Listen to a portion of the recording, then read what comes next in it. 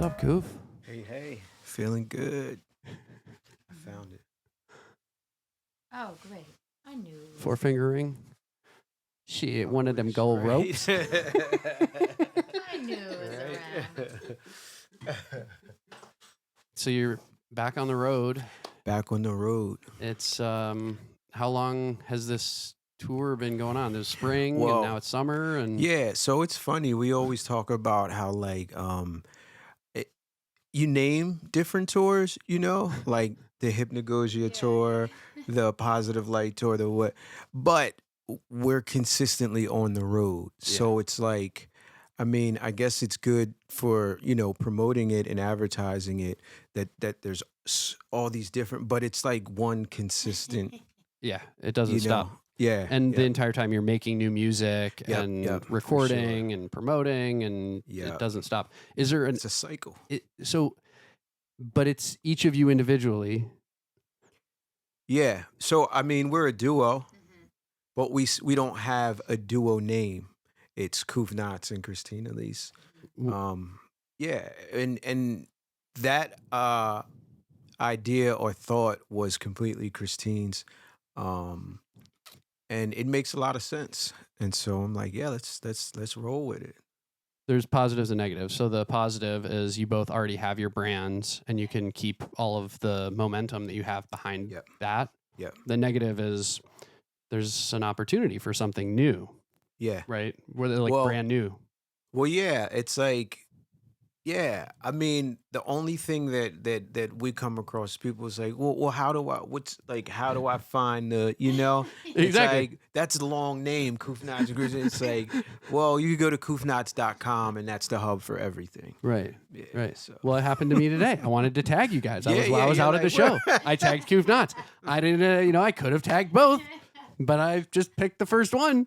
So it could have just been at Harp Life or there you go. Harp and Son or I I mean, we could come up with something. 100%. Kuf and Harp or Harp and Kuf or anyway, the show was fun. I really liked how you started with the meditation. Oh.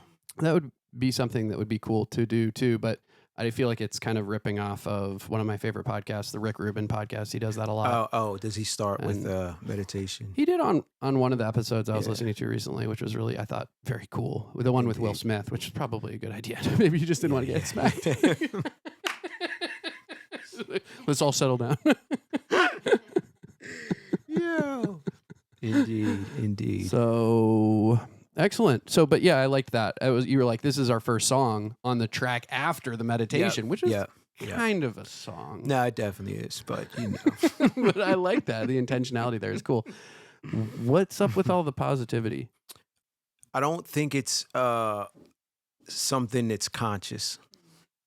I think it's just been naturally what I've always gravitated towards or wanted. Because when you go through so my idea is like writing and creating what you want in the future. So like intentionally doing something to bring the thing that you're wanting so bad. So it's not that I've always had like the best life and the most positive things happening. If that was the case, then I really wouldn't have to write about it. You know what I mean? So it's more of a thing where this is what I'm striving for. This is what I want. This is what I want around me. These are the type of people I want to be around. This is what inspires me and pushes me. And so that part's intentional, Yeah, like manifesting, maybe. Manifesting. So Yeah. put it down on sure. paper, put it out into the world, use your vibrations of your vocal folds, and it becomes reality. I believe in that so much. Yeah. And it also shapes your thoughts. So the more you say sure. positive things, the more you start to think positive things, which people 100%. often, I think it's the opposite. Right. I just need to fix my thoughts, fix my thoughts, fix it. It's like, no, it doesn't work that way. You can't control them. Well, you can, but it takes practice, right? For sure. And also I feel like if you have to to each his own. Everyone has a different thing, but like I feel like if you have a platform and you have a way of being heard and spreading something, like why not let that be positive? But it's got to be hard coming from somewhere like Philly, where you're surrounded by so much darkness all the time. Philly's wild. Philly's amazing. You know what I mean? Like the art all across the board, not even just music, just art in general. Amazing. The communities are amazing. But there is that balance of light and dark. Like Philly has some very dark spaces. Yeah, so yeah, it's that same thing, like writing to hopefully send light, send light, send light. But I mean, life is balanced, so there's always going to be this and that. But my aim is to stay on that. Grab this. I want to know what you think. So this is Christine Elise. Right? Yes. Is that your stage name? Yeah, it's my middle name. Elise is my middle name, so I kept it as Christine Elise. Yeah, shout out to your folks. Yeah. Strong work. Yeah. I didn't have to search too hard. Yes. What do you think about the message? And I mean, is this something that you were also conscious of and wanted to build, or how do you feel, how do you think about the message of positivity that you're spreading, and kind of what your role is as an artist, and what you're trying to do with your art? Yeah. Before this project, I was a full-time music therapist, and I never thought I would perform. So I'm taking that world, a music therapy world, and kind of just shifting gears and bringing it into community spaces, which is just a beautiful thing to be able to do, because a lot of music therapy is like in a therapy room, like behind a door, in a space where everything is focused on an individual coming in for therapy. And so this beautiful aspect is it could be just like sent out, and whatever you hear. Like, we're not telling anybody anything. We're just presenting something we've been creating. And like, if a line resonates with you, a different line might resonate with somebody else. And therefore it's just kind of like bringing it and seeing what happens from there. Well, the harp is absolutely a healing instrument. I mean, this is the instrument of the angels. You listen to it, you get it right away. It's not, right? It doesn't take any kind of knowledge base to realize this is something spiritual, something that, resonates on a higher vibration. The other thing that I connect with is this idea of medicalization of music. Mm-hmm. So music therapy is something that is prescribed. Okay, my prescription is not going to cut it, right? Mm-hmm. Like, there's no piece of paper that's going to allow me to get what I need. The same thing happens with the hallucinogens now. So we want to make psilocybin medicine. But how do you get it? Well, you strap yourself into a bed. They play you this set playlist. They put the blindfold on you. Right. They give you the talk therapy. They're trying to take something which has been a human endeavor, something that's been a part of the human experience for millennia, and they're trying to prescribe it, to medicalize it, to make money off of it, to capitalize it. And in a way, it's sort of, it corrupts, I think, while it could be incredibly healing for people to get music therapy. Don't get me wrong. I'm all about it. Let's do it, right? Let's give it to everybody. But at the same time, I see how it can spoil, right? It can introduce a kind of a negative or dark element of the financial side, which I don't think we need it, right? We need, it's common sense that playing somebody's old favorite song that has dementia playing them a song from the top 20 list when they were 13 is going to be good for them. Mm-hmm. That's just, I mean, that's obvious. We don't need a research study to prove that. Yeah, music is powerful, and I think what the world of music therapy has done is take those moments to the next level by being able to create that space of what happens when you do have that reaction.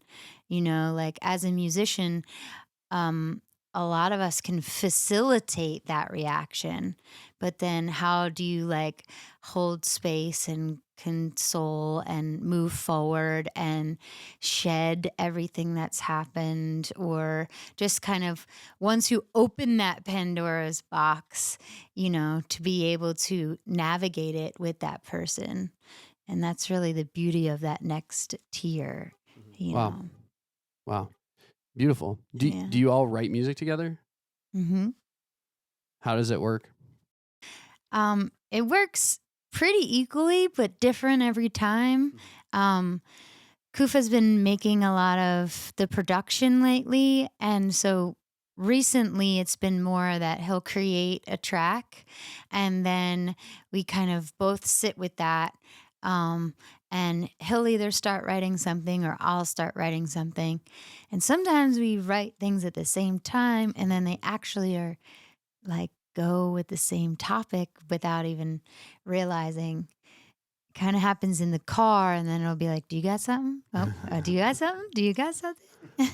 I like the hooks. For me, that's where it's really at, especially like Chakra Docta. Incredible. Something mantra.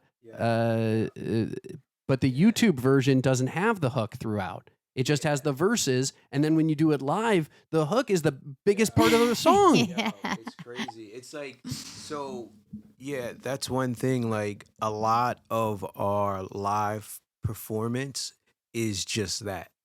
Like a lot of those songs aren't recorded, and if they are recorded, they're old recordings or they're not. So we had to recently make an album. It was called Live Vibe, because so many people would be like, I can't find that song. Where's it at? So we went in and literally we just recorded our set live, and put that out. But yeah, it's a different experience than listening to it on the radio, the stereo, whatever. And I don't know if it's something we purposely did, but it just worked out that like we noticed certain songs move people in a different way, and so live you want that movement, and you want to interact with people and have them be fully invested in it. So those are the songs that we like. I think that's exactly the right way to go about it. My next project will intentionally do that, where you start from the live performance, you build it out with instruments that people respond to in a live setting. Completely ignore the studio for the time being, and once you have something that people are connecting with, that you can tell has a spark behind it, then you take that to the studio. Maybe somebody tells you they want to take you to a studio. You know what I'm saying? Like, don't even worry about it. Yeah, and also like as far as like getting good recordings of it, once you've played it a lot, then you go in and record it. It's like, it's so much easier. But yeah, such a good point. Yeah, I didn't think about that. For sure. And knock it out. But maybe the thrill is sort of less. You're less excited to because put it down somehow. When you first create, you're like, let me get it down, let me get it down. Yeah, yes, 100%. Yeah. 100%. Before I forget, this is super important. Guilty Simpson record, man. What the hell? How did that happen? It's like my favorite rapper in the world. Yo, Detroit. That was so random. Like, so random. So I lived in the Netherlands. So in like for like a couple years, I lived out there, and I got in with a community of artists there. And one of them is this really dope producer. His name's Inf, INF. And so we did a lot of work there. He did a cut on one of my albums, and we just stayed friends because he's like really good people. Aside from being like a good artist, he's just good people. And so he was working on a record, and he's like, "Hey, Kuf, I have this record. I don't know if you'll like it or not, but do you want to put a verse on it?" And then he sent it, and I was like, You were like, this beat gotta go. I'm like, what? So we went in, and I'm like, I was like, I'll put a verse down, and I'll have Christine lay a chorus if you like it. And he loved it. He loved the chorus. He's like, So so cool.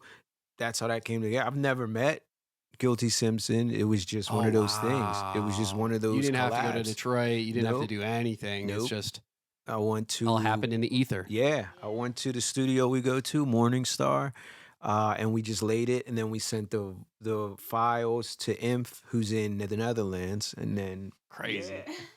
That shit scares me though sometimes because I'm Yo. such a perfectionist. yeah, And I mean, I Oh, guess yeah. they'll send you how it sounds before they release it or anything. but that's happened where sometimes they will. So he did, but there has been times where you just that shit scares me too much because yep I'll be like, just move it, just two Just- hairs, yeah, two yo. little lamb hairs yep to the left. 100%.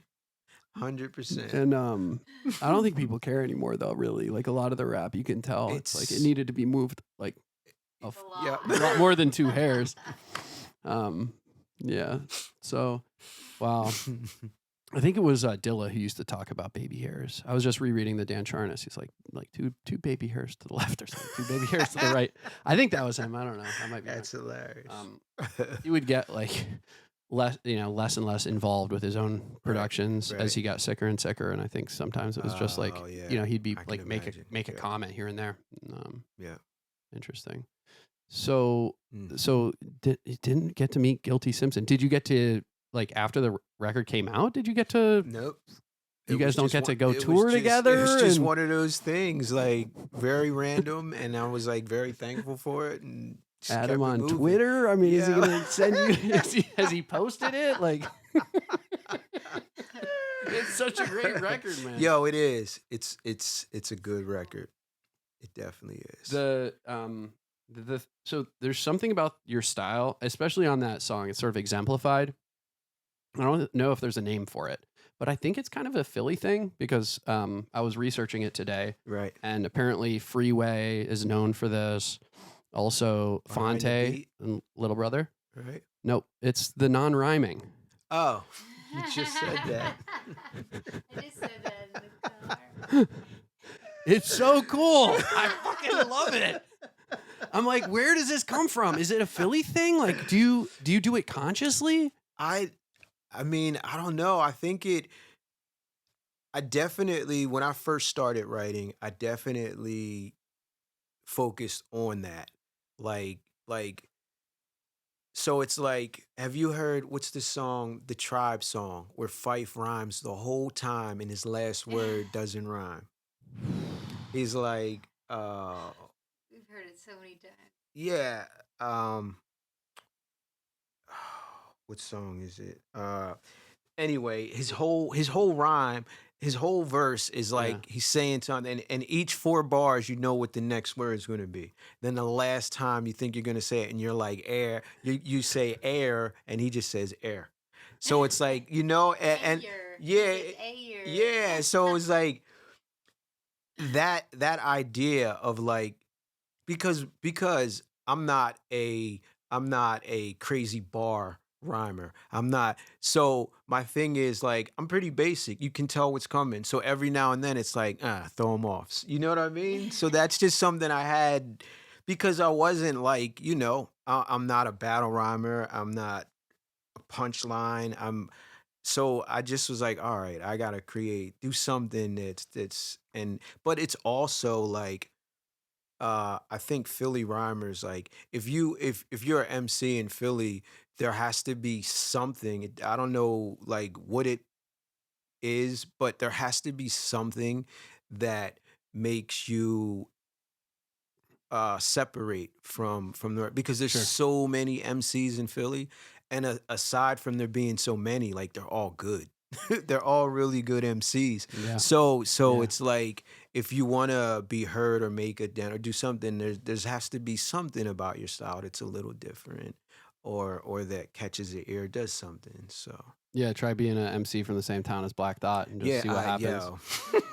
It's like me being a rapper from Detroit, a white rapper from Detroit. Like, just quit. There's no point. What are you talking about? Like, come on. Yo, that's hilarious. Yeah, Yeah, no- like no way I Black was gonna Thought, do it. like- Are you kidding me? I liked rap, but the other thing that I think it almost alludes to a little is spoken word and the poetry scene. So like slam Yeah, for poetry sure. was something that I was involved with in Ann Arbor when I was, Right. coming up also. And Yeah. I think that there's also a little bit of a prose or prosaic element to it when you Right. when you skip a rhyme. Yeah, for sure. I think it's very poetic. For sure. Is that something you've ever done or no? Nah. Never I got up and haven't. read I haven't. or tried? That's- I bet it'd be nah. dope. Yeah. Yeah. Or do like That's the one next thing. do one song, a cappella, Just- and just right. kind of, because like I said, it kind of has that element already. So For sure. you'd wonder how it would probably, people would probably respond very well, Yeah. even if you didn't change a thing. Just, Right, right. just did it over no beat. Just no You beat. had to one time. We were in the Magic Gardens. Magic Gardens. Yeah. Oh in yeah. Philly on You're South right. You're Street. right. You're right. I did. Yep. And then Yep. when I submitted that video, that right, video right. got put in the some poetry Yeah, magazine. so- Oh, dope. See, there you go. yeah, you're right. So maybe you should do it more. One of the best hip hop shows I ever saw, and this is actually, I'm really glad I went. It was one of those like Wednesday night, Tuesday nights in Pittsburgh. Definitely had class in the morning, Yeah. but I'm like, you know what? People Under the Stairs is here. I'm going. Like, I'm gonna go. And yeah, like Double K is dead, so no way I would. That's yeah, my one that was shot, that was right? it, You never yeah. know. You Mhm. never know. But what I thought was really unbelievable about their performance is every single song was done in a different way. So, for example, like I just gave the example of how one would have been spoken word. Mm. The next one had the one, like they're both MCs, they can both DJ and they can both like drum out things on the turntables or on the Yeah. beat pad or whatever. Mhm. So each song they would just switch instruments. Like one was Wow. DJing, the one would lay the cuts, the other one would rap, the next one would lay the cuts, the next guy would be programming the really drums, dope. the next one, you know what I mean? So Yeah. every single one, and then next time one guy was dancing and Yeah. whatever it was. Yeah, That's dope. yeah. Very cool. So you still have the mic. What's your musical background? You said you were a therapist, but when did you start playing the harp and singing? And Yeah. when did you become confident enough to go on a stage and share your gifts with the world? What a cool thing. Yeah. So I started with piano when I was 7, which was a long time ago. And I played a lot, piano all the time. That was my thing to do. And I would accompany the middle school choir. And my choir teacher wanted to take up the harp. And she was like, you should take up the harp. Like, we should do it at the same time. And I was like, the harp? Who the heck plays the harp? And she was like, exactly. That's why you should play it. Angels. Right. Seraphim. So I actually like kind of reserved it for a creative outlet. And I was trained classically, but like all through college, I practiced 6 hours a day on piano. I did performance piano. But I saved harp to like improvise and play at these like live dance, not a static dance, but like something called group motion. So it was like live music with dancers and they both influence each other. So that kind of also shaped the way that I play, that it's all improv based and pretty much listening and reacting rather than the, maybe I would say, typical like classical box, that harp is usually in. Yeah, yeah. And usually when I see it, it's a bigger one. Like Yeah. when I sang in the boy choir and everything, the harpist that we played with was like 3 times the size of your harp, maybe. Yeah. So that was It was a probably a big boy. pedal harp. And they're easier to play in the sense where you have pedals to just sharp and flat your notes, Whoa. which is like just happens like that, you know. But mine is a lever harp, and I have a few bigger ones at home than the one you saw today. But you This is a have road to, harp. yeah, you It's have like how to, people have different harmonicas. yeah, Which is called a harp, by the way. yeah, yeah, For sure. yeah. Each note has a lever, and I have to put up a lever if I want to sharp each note. And then you can't flat the notes. So then it keeps getting even more confusing. Then you have to, Well, you sharp the one below it. yes, and then you lose that note, you know. So, so you can't, it's gone. Yeah. It's sharped. Yeah. Yeah. You know So- music. How'd you know that? Oh, to go underneath? Yeah, I'm also classically trained. I was singing with a boy choir. I actually just sent off a videotape to get digitized. I was singing with the boy choir of Ann Arbor when I was like 7, 8, 9, getting paid. Wow. And then I went away with them and traveled, and I did Sing for America in Minnesota and wow. Minneapolis, which was with Yeah. John Ritter and some other like big composers. I did. There was this guy in Ann Arbor who did his PhD thesis which was me singing. It was Wow. Ave Maria he composed, and there's no videotape. It doesn't exist. It's gone. Wow. I played violin. I sat like first chair violin, and then I played guitars and bass. I played bass in a pretty dope jazz band in high That's school cool. until I dropped out. But it was a really good jazz program. That school had a great jazz program. The road to temptation existed. Yeah.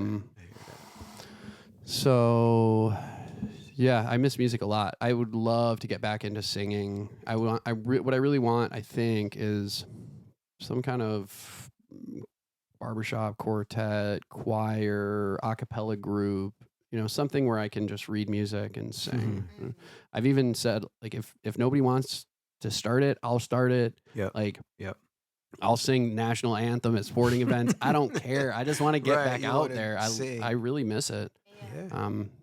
Yeah. Do you know the term, before you go, hang on. Do you know the term vocal fry? Oh, wow. Yeah. You've heard of this? I have, but kind of backwards. Like, well, first of all, my music therapy voice was a lot different than this voice. Tonally, it was much more theatrical. It was projective. It was grasping attention to, facilitate a classroom of, students and stuff like that. So as I started recording at Morningstar, which he had mentioned, and I was working with Glenn, who is the engineer there, he would say, let's fry, more fry, let's fry. And I was like, I never even heard my voice in headphones before this. So I'd be like, what is it? What do you mean? And, But now you know about it? so I didn't realize it wasn't a thing that I was like, I'm going to try to do my vocal fry. It kind of just came. Yeah. It was a part of your sound. Yeah. It's a thing because there's all of these different speech elements that people have. And I've done a little bit of researching into them with the podcast, because part of doing the podcast is fixing people. And like different people have these little clicks and noises they make with their mouth. And one time I had a guest who was chewing gum the whole time. Oh, wow. I was like, just throw it in the trash. It was terrible. I was too embarrassed because this is one of my first guests, so I didn't tell him. Climax, you motherfucker. Bobby. No, he had one of the best episodes. He told this wild fucking story about suing the Pittsburgh police station, or Pittsburgh Police Department, or the city of Pittsburgh, technically. Anyway. Wow. Yeah, he was like a cop who got thrown under the bus during whatever. So yeah, the fry is one of the speech patterns that it's associated with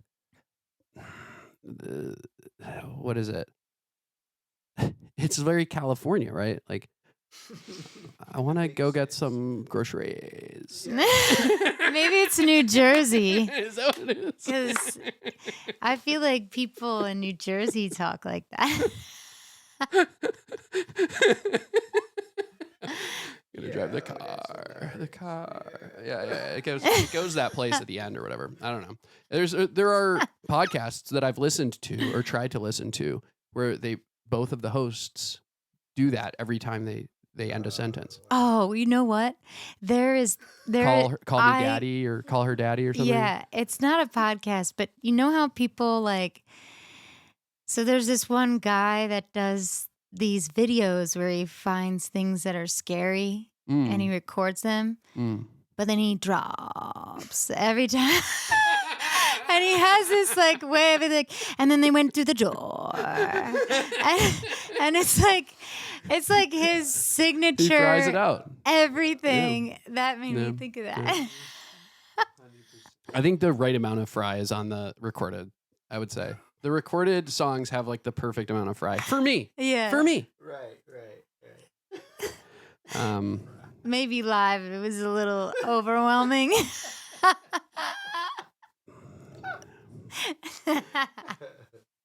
Two different beasts. Yes.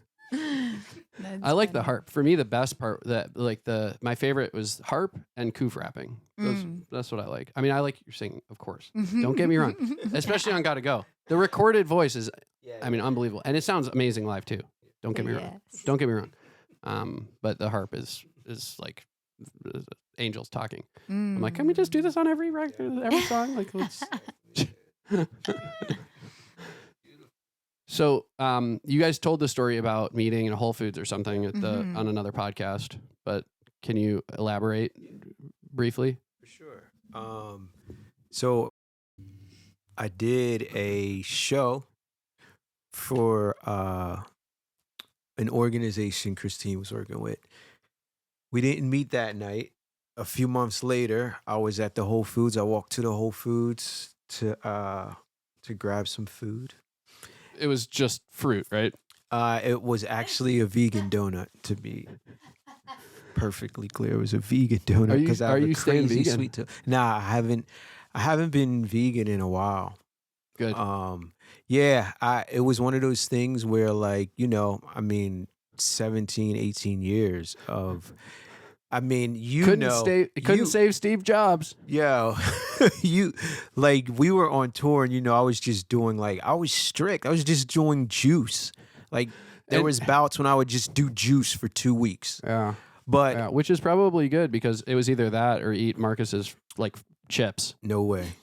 Right? Yeah. It's like miserable. Yeah. The way he treated us on the road.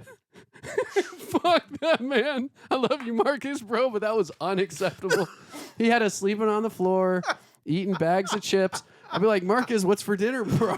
He's like, yeah, what do you mean? Like, where are we sleeping, Marcus? What do you mean? You got this you got this carpet? They got carpet? It's like, whoa. It's like, come on, man. Like, no. And then he puts us in this little van. If you want to call it that, it wasn't a van. It wasn't a sedan, but it wasn't a van. It was an SUV. He's got this pianist with him. man only played 10 notes. He could have brought a 25 key joint, but he had to bring 88 because he's some kind of like master pianist, I guess. And the case was an entire seat of the back seat. So it was Kuf and I in the back seat. Like this. And his best friend with the 88 keys gets to sit up front. And Kuf and I are sitting in each other's laps, two grown-ass men. Kuf is the same damn height as me. We're both 6'2", 30 years old. We got... I'm 200 pounds. Yeah, I Marcus forgot is up all front about driving. that. Wants more chips. It's like, Kuf's like, no, we're stopping at the next Whole Foods. Yeah. Yep. I was very, very serious about that. Got to re-up on these nuts. Wow, that was a time. Tour stories. That was a time. That was brutal. That was the worst tour. Marcus and I got into fisticuffs at the end. He threw my projector into the air, which still worked after that, but I ended up selling, which I regret so much. Loved that projector. Yeah, that projector. Yeah, but I didn't want to chip in on gas money after having been treated like that. I remember this. And he's like, fuck you. Like, through my projector. It's like, I mean, I get it, Marcus. You're giving me a little bit of like you're helping my career a little, but this is also the fucking worst. I don't feel like paying your damn gas money. Yo, wow. We went all the way out to like Kentucky or something like that. It was Omaha, Nebraska for that fucking Nebraska. for that. It's the only time I've been to Nebraska. It was for that music festival Hullabaloo. I've told the story also about that one where I got too drunk and I couldn't play the CDJs and I ruined some kid's night because he was like, I came all the way here to see you rap or see you DJ. What? And Marcus, we had done this show at like 1 p.m. I don't know if you remember, May 1 or 2 p.m. Yeah. It was like 20 people, max. Right. And I'm like, well, like this is unacceptable. I just drove to Omaha and spent 2 weeks for 20 people at this music festival. Like, no, I'm gonna drink this whole bottle of Jack, and we'll see what happens. Right. And I mean, I was a different person back then. I was very, I was angry at a lot of things, but right. I think Marcus and I have forgiven each other for the most part. We've never really hashed it out. Time heals it. We'll see. But I appreciate you taking the time to do this, man. Man. It's awesome. So it was a Philly connection then, I guess. Yep. And you're living in Jersey now? Yeah, I'm in Asbury Park. But really mostly on the road. Recording exactly. On the road, and when we're not on the road, we aim to get in the studio as much as possible. I love the studio. It's like it's a way different beast than live, but I love them both. But there's something about the studio. The beats sound amazing, man. You've been really perfecting that craft. Getting it in. What's your process there? Is it Ableton? No, I use a very simple joint that I got offline. It's called BandLab. Oh, word? Yeah. People are about to you're about to help the world right now. BandLab, yeah, for real. And it was one of those things that like COVID happened, we couldn't be on the road. I was in front of the computer every day, all day. So I really dove deep into it. BandLab.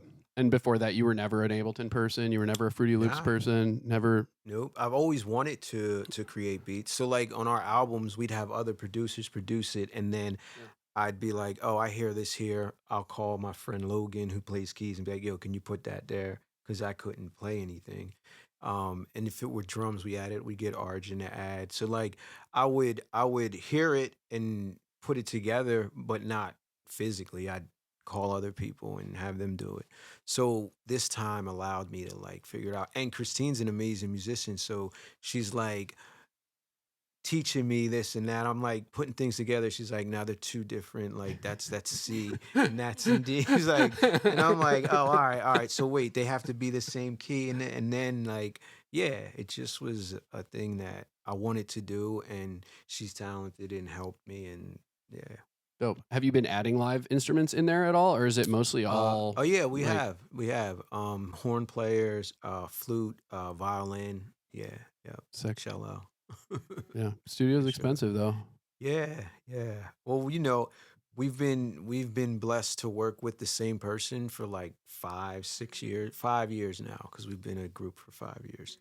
So for about 4 of those years, we've been working with the same engineer. And it works out. Dope. Yeah. How do you manage the road thing? How do you manage your career? Do you have people representing you all? And no, I note that I didn't have to talk to anyone. Yeah. Go talk to my people. Yeah, right. We go back, so I don't know. Yeah. Nah, we both work off of each other's strengths. If I've been doing music for a long time, so the ins and outs of booking and reaching out and stuff like that, I focus on that. Christine is very good with planning and detail, very detail oriented. So creating the route we take, reaching out to different places that we need to stay or go, all of that. Christine takes care of, and then so it's just like a team. We're a team, and eventually, or as soon if there's any like great managers watching this or hearing this or listening, you know. But yeah, like the aim is to get on a more than anything, get on a with a booking agency. Mm. Is there one that does like a similar circuit to what you're doing that would be a good fit, or there's a few, I guess, out Yeah, there. yeah, there are a few out there. Yeah. But The yeah, Asheville, you're sort of Eastern Seaboard, right? Asheville, Charleston, Wilmington, Philly, New York, DC, yeah, back to Pittsburgh, and yeah, and then so we do like Vermont, what is it like Portland, Maine, like ooh, up nice. up that way, Yeah. and then like Canada, we love Canada, and then cool. we every year we go to Alaska for a month, and that's been amazing. What's the story there? Are you guys working like on a king crab Yeah, fishery or right, something? right? You could probably pay for the whole rest of the year. Yo, for real. For Most real. dangerous catch? Yeah, for real. Like for 2018, it was actually, the funny thing is, it was through a connection here in Pittsburgh. Mm. So there was this guy, Kevin Worrell, in Alaska. He has this event called In the Parlor in the Rounds. And it's this crazy event where there's 3 different artists, and it's pretty much an improv show. So you have to create with these other artists on stage. You have to do songs. You have to do it. Like, there's this whole big thing. There's a formula. Yeah. So he was looking for someone to bring up there who wasn't like a singer-songwriter or something, like someone who was like poetry or MC or something. So I knew this guy that lives in Pittsburgh that I went and did a session with. He used to have this thing called Yellow Couch Sessions. Mm. I did a session with him and we stayed friends. When Kevin contacted him, he wrote me, he's like, it's going to sound crazy, but I have someone who's looking to bring, an artist out to Alaska. And I'm like, what? You have to take a seaplane? What? Yeah. Alaska? So, long story short, he booked us. He brought us out there. He put together a tour for us. He's like, if you're coming to Alaska, you got to do more than one show. Yeah. So he literally like helped put together this whole tour for us. Wow. And the amazing thing about up there was like all the venues kind of were working with each other. Like they're like, hey, we have someone coming up. We'll give him a show here. Can you give him I know. I'm like, what? That's dope. That's beautiful. That's how Yeah. it should work. Yeah. It's a real community. It is. And so we did that. And then every year since then, we've went back and booked it on our own and booked more and more. And now we're up to being there for like a month. It started out as like 5-6 days. And now we go for a whole month. And it's like, Alaska's amazing. Yeah, it is amazing. In the summer. First one was in the middle of the winter when it was below and dark. the No whole time. sun. No sun. Like little like. It just pops up just like to say goodbye. Yo, for real. Yeah. Yeah. Kind of like That- dusk Yep. is the only sun, Mm-hmm. Yeah. I think maybe, it's interesting that you're doing that, but not living in the West Coast, right? I mean, I guess if you were know. more like Portland, Mhm. Seattle, Mhm. BC, whatever, even NorCal or something, Yep. it would be, Yep. it would make a lot of And sense they- to me. Yep. But it's a long hike. It definitely is. I guess if Yeah. it's worth it, it's worth it. It is. It's beautiful. And this year we did our first. We did Hawaii for a week. Actually, where all the wildfires are right now. You were Like, in Lahaina or we were in Maui or whatever? Yeah. Yep. Wild. Yep. Yeah, what a crazy Yo, story. insane, Listening to these people insane. talking about how they had to jump in the ocean to survive, Yo, leave all their stuff behind, run as fast as they could, and just sprint and dive into the Yo. water. That's Harrowing. yo. And a lot of them didn't make Yeah. it. Yeah. It's been warning. The government had been warning for years about all the fire risks. Wow. And then this was the perfect storm. Wow. High intensity winds coming Yeah. from the upland, Yeah. coming from the north, and driving all of this dry, arid I can't air even, into this fire, yeah. just fueling it. I think about how, you know, yes, we are very powerful and we can really make a difference and it's great, but like we're also pretty small. Tiny. And when, Tiny. God wants to, it's going to be a wrap. You The know, earth is going to keep on the- rocking, I think. A lot of people Yeah, think that we're this, well, plague and we're just destroying the planet. And it's just, we're going to wipe it away with all of our toxins and pollutants. And I think the more you travel, the more you realize this is a big, big planet. it's huge. It's And, huge. someday it might be done with us. Might be time for the next thing. Yeah, you can't. The age of, Yeah, the next animal. the universe, you can't. Yeah, can't control anything. Yeah, scary. So, but I guess we're gonna keep our power tonight, so that's good. We had that was a pretty crazy thunderstorm. Yeah, right. You guys were out popping tires and Yeah, yeah. All part of the road. All part of the road. what about the Wax Taylor joint? Oh, wax. Oh, yeah. That was random too. We became friends on Instagram. We became friends. Like he's again like Imph. He's just good people. And so we built a friendship. And then he's like, I'm working on this track. Might you be interested in? And it's like, send it to me. I heard it. I'm like, all right, yeah. Wrote to it. Um, he put it out. It did well, and he's like, I'm thinking of doing a U.S. tour. Would you? I know you guys perform a lot. Would you be available for a month? It was a 20-show tour around the U.S.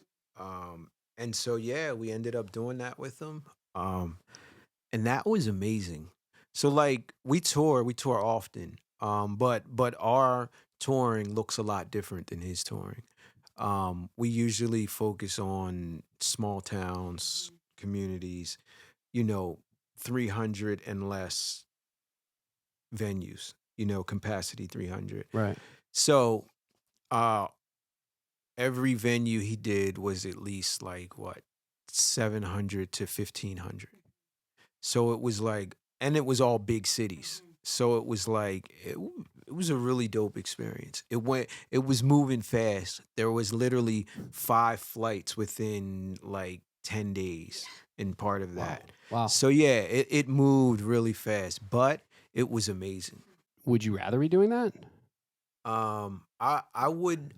So ideally, the best scenario would be a mix of the two.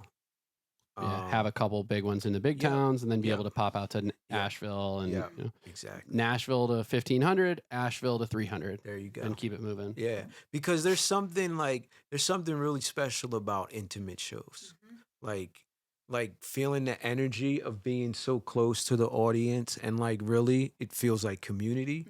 Some of the bigger venues, you're up higher, you're very separated, and it's kind of hard to feel that like that intimate energy or that direct energy.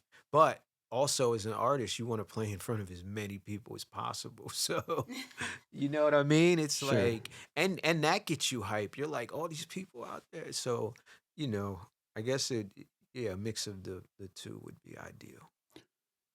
Did you ever work a regular job? I did. I pumped gas. I sold candy. I worked in a place called Mr. Bulky's. I worked at Old Navy. Old Navy is what pushed me directly to do full-time music. I remember very vividly, I was folding a shirt and someone came over and asked me like where the khakis were or something. And I'm like, all right.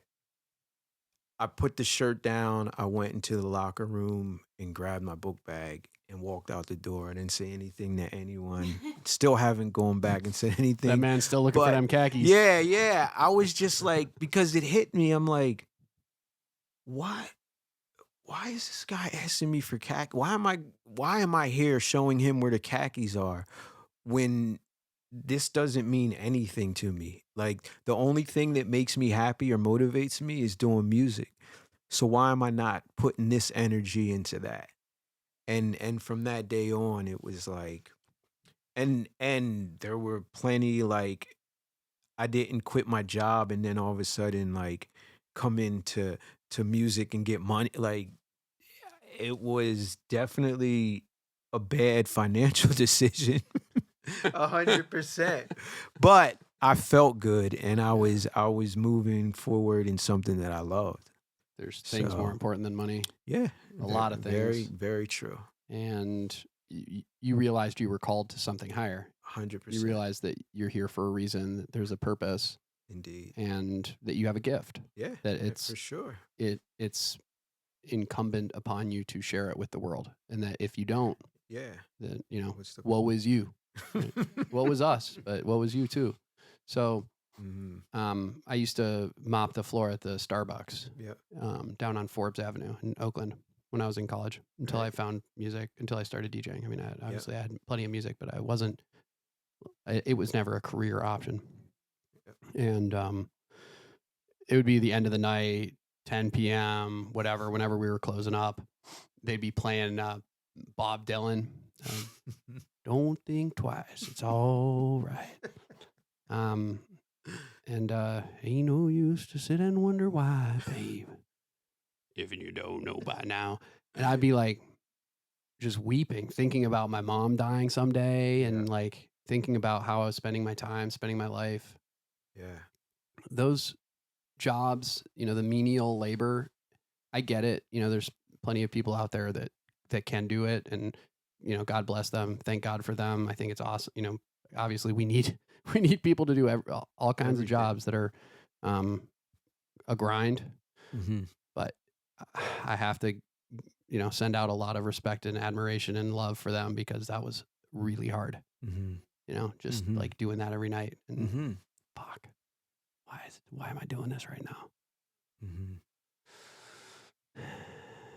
I need to do something where I can completely erase my thoughts, right? Get completely involved in something. Yeah. Where I can, 100%. When I'm at work doing medicine, when I'm a neurologist, there's no time to think about my own life, or to think about what's going on at home, or to think about how I feel or anything like that. It's, one problem at a time, trying to figure out what it could be and how I can help them. And then on to the next one. Turn the page. Yeah. So indeed. Thank God for that. Yeah. I've been very, very, very blessed. Yeah. To get away from Starbucks. Fuck that.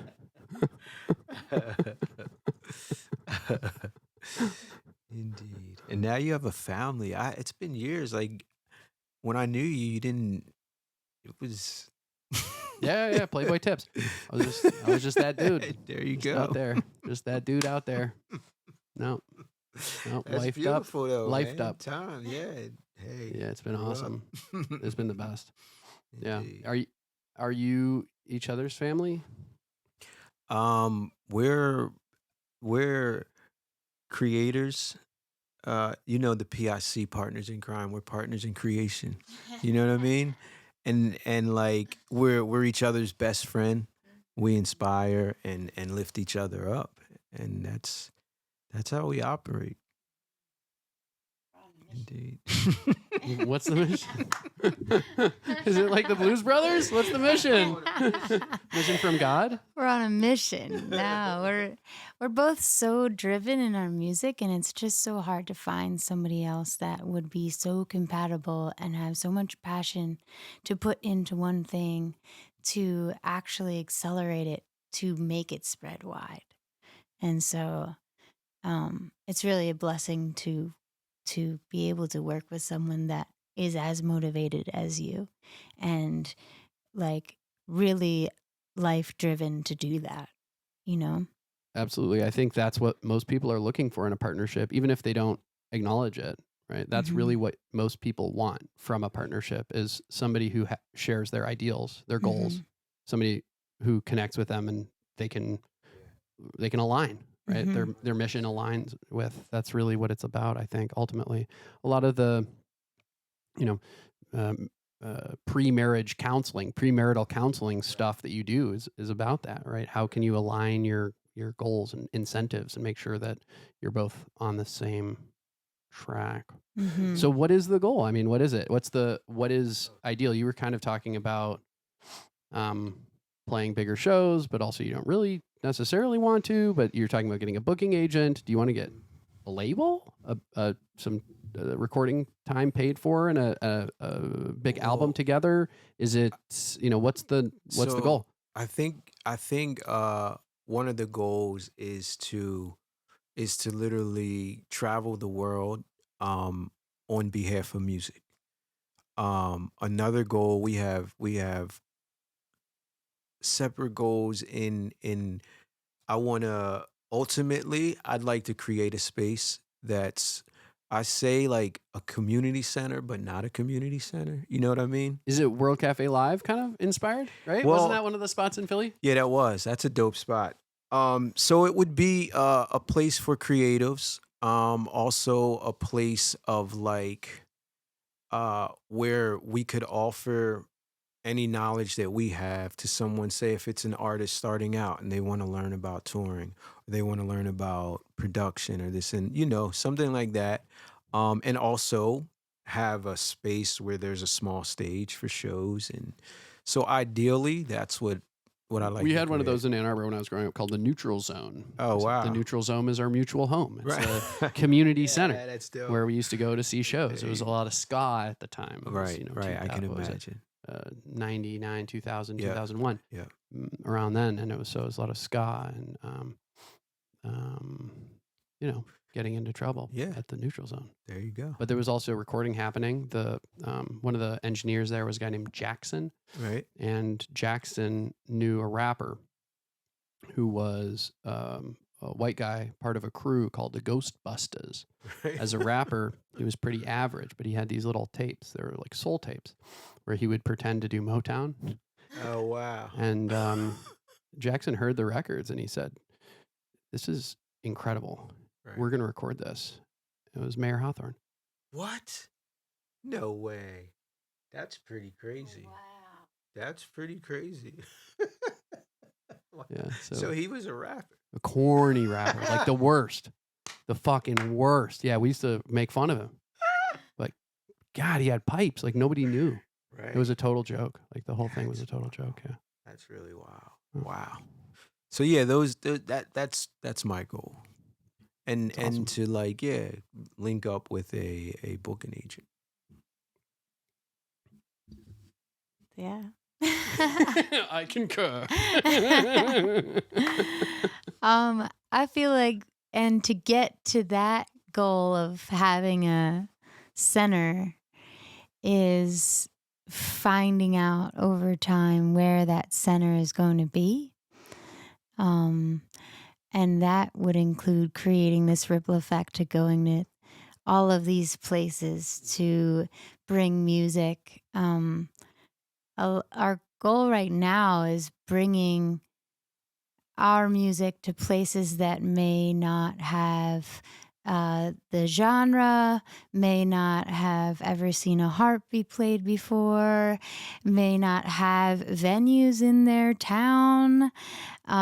So that's an exciting part that I cherish of the mission, is to bring music to places that don't have as much access to creative arts, to creative programming.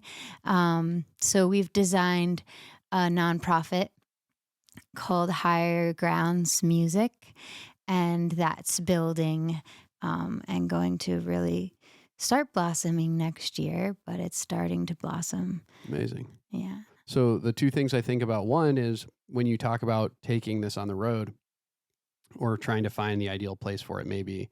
So there's two things I think about. One is, could it be a virtual project? So can this be, like you said, everywhere? You're trying to find the perfect place for it. What if it was in the virtual reality space where people can just show up wherever they are, whether in Africa, Asia, the Middle East. They can just pop in and you can help them with whatever their project is. You can listen to their music. You can meet them, in their own living room and kind of connect with them. So that's one idea.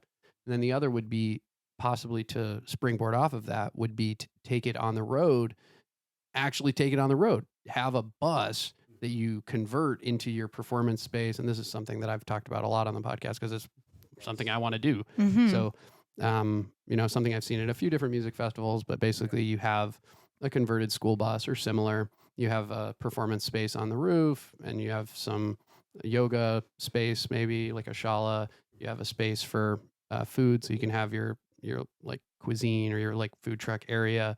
You have your space for lodging and for your recording studio, and you can take it to little music festivals or you can take it around the country to wherever you want to go.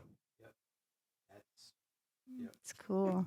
My dad used to work for a large school bus company, and so he actually did convert a school bus into a recording studio and donated it to Asbury Park Music Foundation. So they bring it to schools in that area and have recording workshops and kind of allow students to see what it's like to do that. And it's a mobile thing. So it's a good idea. I love it. But you all are not necessarily traveling by bus or even by car. Sometimes you just get in an airplane and you don't need much. Mm-hmm. You can perform with a microphone and you have like a little mixing board. And And so everything, pretty much we pack everything in one suitcase.